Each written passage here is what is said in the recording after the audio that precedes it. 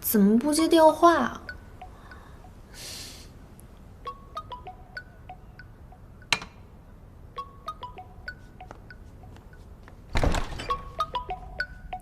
顾南舟，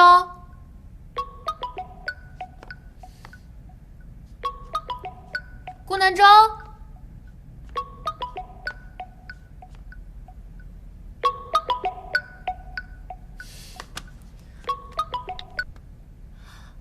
喂，小张哥。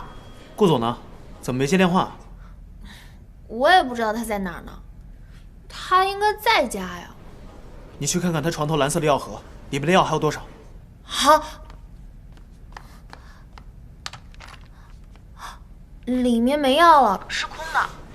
他该不会把药全吃了吧？糟了！这药怎么了？他吃错了吗？他上次吃药吃多了，差点出了事儿，还是我半夜送他去医院给他洗胃才好呢。现在你无论如何先把他找到。他不会晕倒在浴室里了吧？顾南舟。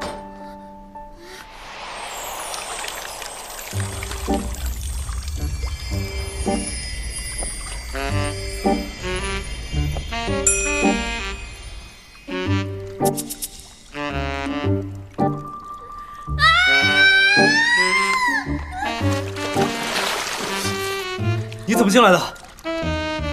我刚刚在外面喊你半天，你怎么不回答？我刚刚在憋气，怎么听得见？你泡澡就泡澡嘛，憋什么气？你以为你自己是海豚啊？你能不能有点性别意识？怎么能这样闯进来呢？我看你药盒里的药都吃完了，我怕你出事了。出事也不要你操心，赶紧出去，别转头。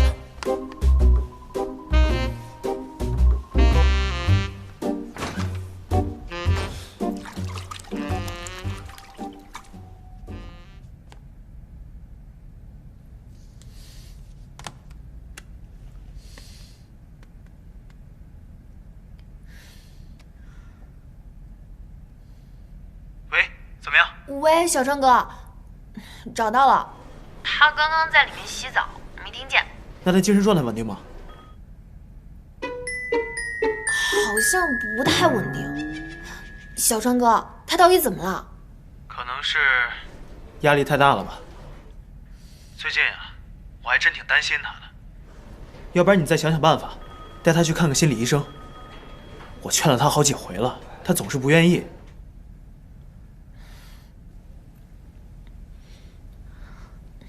他那些心理问题，都是他哥哥去世以后才有的吗？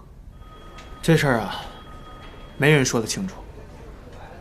但是我是真没法子带他再去看心理医生了，只能指望你了。